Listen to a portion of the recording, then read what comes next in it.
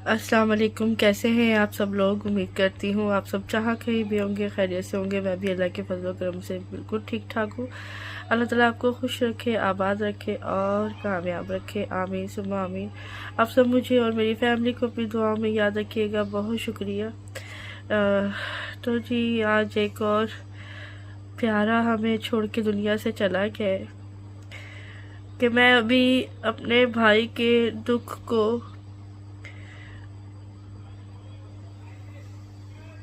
बहुत कोशिश करके एक साइड पे रख रही थी।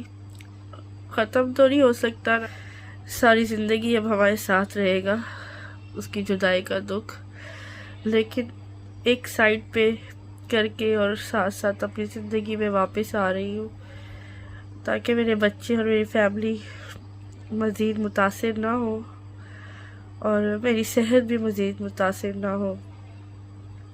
लेकिन अचानक रात को हमें फिर एक हमारे प्यारे की खबर मिली कि जो इस दुनिया से अब जा चुका है अल्लाह ताला के पास, और वो है मेरे मियाँ की सगी खाला, जो कि मेरी खाला सास कहलाती है। लेकिन मैंने कभी भी उनको जुल्फ़कार की खाला नहीं समझा। मैंने हमेशा उनको अपनी माँ जैसा ही समझा है और उन्होंने भी मुझे बहुत बहुत प्यार दिया। यकीन जाने के बहुत प्यार मिला है मुझे उनसे, और बिल्कुल मेरे अपार्टमेंट्स के बराबर वाले अपार्टमेंट्स में ही रहती थी।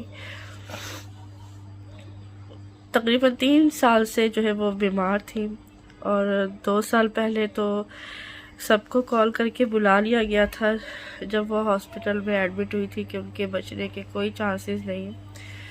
तो जिसमें मेरी सास भी आई थी, बाकी इनकी दूसरी बहन भी आई थी, बहनोई भी आए थे, भाई वगैरह सब आ गए थे, बेटे भी बाहर से आ गए थे।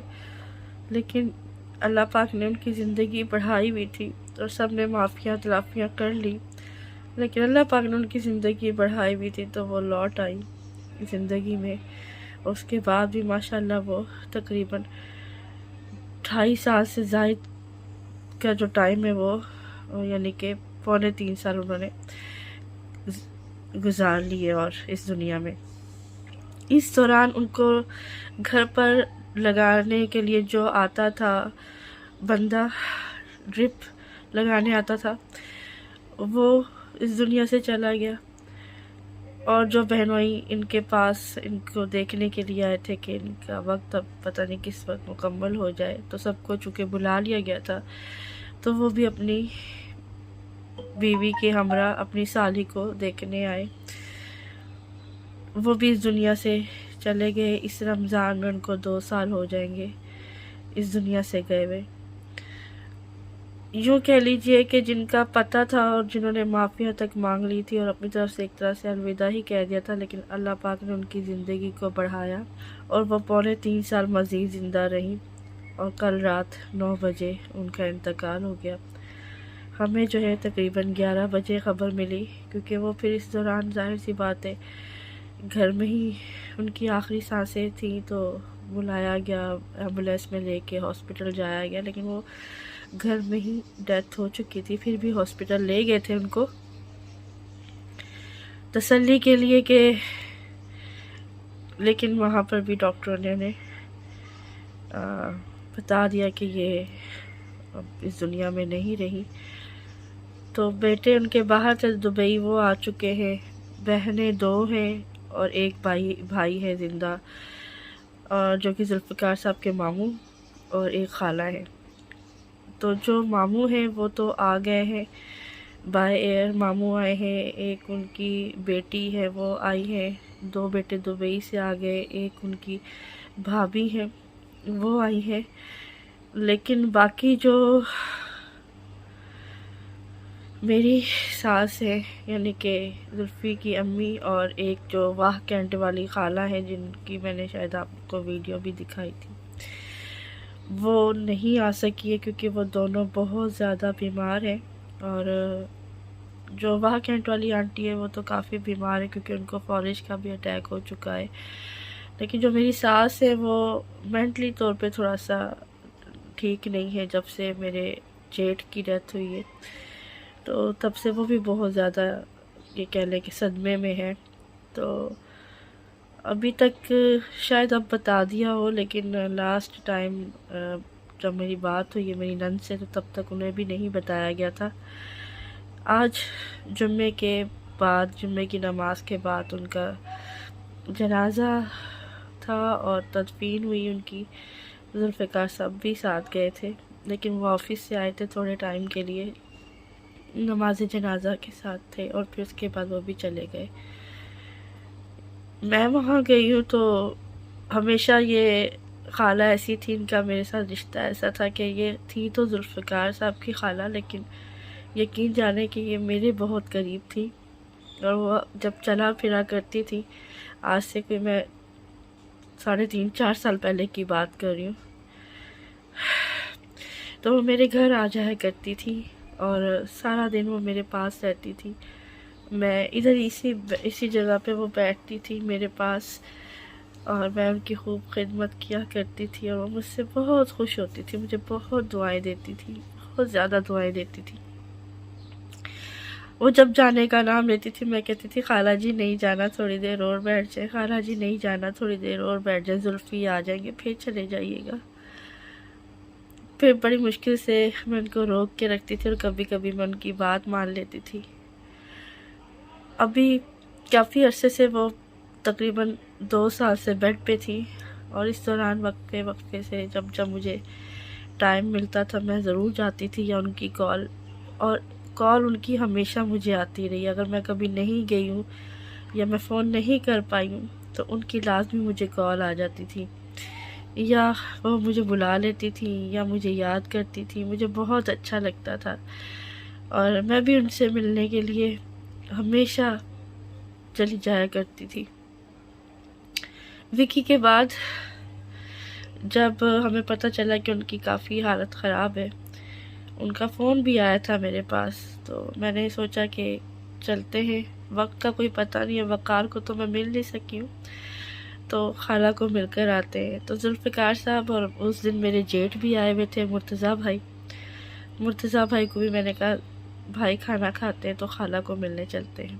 कहते ठीक है। तो हम लोग जो है तकरीबन 20 दिन आई थिंक हो गए पहले की बात है, हम लोग खाला को मिलने के लिए चले गए। और ये इत्तेफाक था कि हम लोग चले गए, वरना अमूमन ये होता है कि जुल्फ़िकार साहब कहते हैं अच्छा कल चलेंगे, परसों चलेंगे, क्योंकि वो थके हुए आते हैं। लेकिन उस दिन जो है जुल्फ़िकार साहब, भाई यानी कि मुर्तज़ा भाई और मैं चली गई थी और हम मिल के। तो खाला का हमेशा का था कि जब भी मुझे देखती थी ना, या मेरे साथ जुल्फ़िकार साहब को भी देखती थी, तो वो बहुत ज़्यादा खुश होती थी, बहुत ज़्यादा खुश होती थी, और ऐसे लेटे हुए भी ना उनके चेहरे पे एक रौनक सी आ जाती थी। और मैं उनका हमेशा, जब वो चलकर आती थी तो मैं उनका हाथ चूमती थी, और अब जब से वो बेड पे थी तो मैं उनका माथा चूमती थी, हाथ चूमती थी, वो भी मेरा हाथ चूमती थी बदले में, तो वो भी मेरा हाथ चूमती थी बदले में। अभी जब मैं गई हूँ तो बहुत ज़्यादा वो कमज़ोर थी, उनका एक बाजू भी वो गिर चुकी थी, तो उनका एक बाजू जो था वो फ्रैक्चर था, उसमें प्लास्टर लगा हुआ था। अभी फिर जब रात खबर आई है ना, तो मेरा तो अपना ही दुख था, इतना सदमा था मुझे वक़ार का, वो सब दोबारा से ज़िंदा हो गया।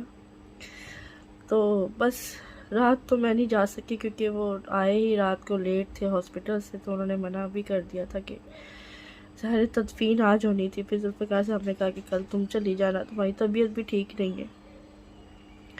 तो आज मैं वहाँ गई भी थी, और जिस खाला को मैं जाकर सलाम करती थी और जो मुझे देख के खुशी से खिल जाती थी और फूले नहीं समाती थी, शाजी आई है, जुल्फ़ी आए, मेरे बच्चे आए, आज उस खाला को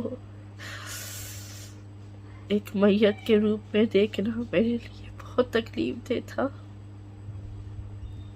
क्योंकि जब से वक़ार गया है मेरा दिल बहुत छोटा हो गया, उससे नहीं देखा जाता, लेकिन जाना पड़ता है, रिश्तेदारी भी है वैसे भी। मुझे उनसे बहुत प्यार था और उन्हें भी मुझसे बहुत प्यार था। तो मैं जब गई हूँ तो मैंने कहा कि बहू के गले लग के, जो कि जुल्फी की मामू की बेटी भी है, डबल रिश्ता है, मैंने कहा मैं किसके माथे पे प्यार करूँ, मुझे कौन दुआएं देगा। सबको पता है कि मेरा भाई गया है, तो मैं इस वक्त दुख के आलम में हूँ। मुझे हौसला दे रहे थे सारे, मुझे चुप करवा रहे थे, लेकिन बहरहाल अपने प्यारों को इस तरह से मैयत में देखना, मैयत के रूप में, बहुत मुश्किल होता है। और ख़ास के जब आपने कुछ दिन पहले ही अपने प्यारे को भेजा हो और उसके गम में आप डूबे हो, तो फिर तो ज़्यादा मुश्किल होता है। तो आपको अपना गम एक्चुअली याद आ जाता है। बहरहाल खाला को रुखसत कर दिया और मैं घर आई हूँ, सबसे खुदाफिज करके घर आई हूँ। और वो यादें थी उनकी साथ साथ मेरे, कि ऐसे आया करती थी मेरे पास, ऐसे बैठा करती थी, हम कई टाइम तक बातें करते थे। वो मुझसे अपने इंडिया से थी तो ज़रा इंडिया की वो बातें करती थी, मेरी सास के बचपन की बातें करती थी, काफ़ी बातें करती थी वो मेरे साथ। तो मैं उनको दबाती थी क्योंकि उनकी एक टांग में रॉड डला हुआ था एक्सीडेंट की वजह से, तो दबाया करती थी मैं उनको, और मुझे बहुत दुआएं देती थी। अब भी वो लेटे लेटे मेरा चैनल देखा करती थी, तो मुझे कहती थी, अब तो खैर बहुत ज़्यादा हो गई थी कि वो नहीं, लेकिन कोई 6-7 महीने पहले तक वो मेरा चैनल देखा करती थी और मुझे कहती थी, मुझे पता चलता रहता है तुम जहाँ जहाँ जाती हो, मुझे सारा पता चलता रहता है, तुम्हारी वीडियो देखती हूँ, मुझे बहुत अच्छा लगता है। फिर दुआएं देती थी मुझे, मैं कहती थी खाला जी मेरे लिए दुआ किया करें। आज उनको भी भेज दिया हमने। आप सबसे दरख्वास्त है कि अल्लाह पाक के आगे आप लोग भी उनकी मग़फ़िरत के लिए दुआ कीजिएगा कि अल्लाह पाक उनको करवट करवट जन्नत नसीब फरमाए। अल्लाह पाक उनके सगीरा और कबीरा गुनाहों को माफ़ फरमाए, उनकी कब्र को अपने नूर से मुनव्वर कर दे। और साथ ही साथ मेरे भाई को भी अल्लाह पाक बख्शिश उसकी भी फरमाए, मेरे खाला की भी फरमाए, मेरे जेठ की भी फरमाए, जो कि अभी इन्हीं 6-7 महीनों में गए हैं हमें छोड़ के। और इससे पहले जाने वाले जितने भी हैं, हम सब के प्यारे अल्लाह पाक उन सब की मग़फ़िरत फरमाए, बेहिसाब जन्नत में लेके जाए, रहम का मामला फरमाए, और हम सबको सब्र की तौफ़ीक अता फरमाए कि हमें सब्र मिले, सब्र अता करे अल्लाह पाक। इसी के साथ मुझे इजाज़त दीजिए कि बड़ी मुश्किल से अपने गम को हल्का करने की कोशिश कर रही थी, यूँ कह लें कि धोखा अपने साथ करने की कोशिश कर रही थी, लेकिन आज फिर से एक और दुख ने मुझे वो वाले दुख को भी उठा के रख दिया है। लेकिन रोना नहीं है, मैंने हिम्मत करनी है। वहीं पे फिर अम्मी से भी जब कॉल पे बात करवाई, अफसोस तो बनता है ना, तो अम्मी भी रो रही थी। अम्मी को चुप कराना मेरे लिए मुश्किल हो गया था। मेरी मुमाली सास उनको चुप करवा रही थी, अम्मी अलग रो रही थी। तो जो खुद दुखी होते हैं ना, तो उनको अपना दुख भी उनका हरा हो जाता है, ताज़ा हो जाता है। अल्लाह पाक हमें हमारा ख़ात्मा दीन पे हो, हमारे मुंह में कलमा हो, और हम भी आप सल्लल्लाहु अलैहि वसल्लम का दीदार करें कब्र में, उनकी शफाअत नसीब हो। जो भी दुनिया में गए उन सबको हम आप सल्लल्लाहु अलैहि वसल्लम का दीदार नसीब हो, उनकी शफाअत नसीब हो। रोज़े महशर हौज़े कौसर से पानी पीना नसीब हो आप सल्लल्लाहु अलैहि वसल्लम के हाथों का। आमीन सुम्मा आमीन। इसी के साथ मुझे इजाज़त दीजिए, और प्लीज़ मेरी खाला सास, जो कि जुल्फ़िकार साहब की सगी खाला है और मुझे बहुत प्यार करती थी, और मैं भी उन्हें बहुत प्यार करती थी, उनके लिए ढेरों दुआएं कर दें। अल्लाह ताला आपको खुश रखे। आप ही लोग हैं जिनसे मैं दुआ की अपील कर सकती हूँ कि पता नहीं कौन सा दुआ जो है वो हमारे हक में कामयाब हो जाए, कबूल हो जाए। तो दीजिए इजाज़त। कोशिश करूँगी दोबारा से अपनी लाइफ को फिर से सही करने की। आज एक और झटका लगाए ना तो सारा सब्र ही तितर बितर हो गया है। सारी कोशिश इधर उधर हो गई है, लेकिन करना है, हौसला करना है। अल्लाह हाफिज़।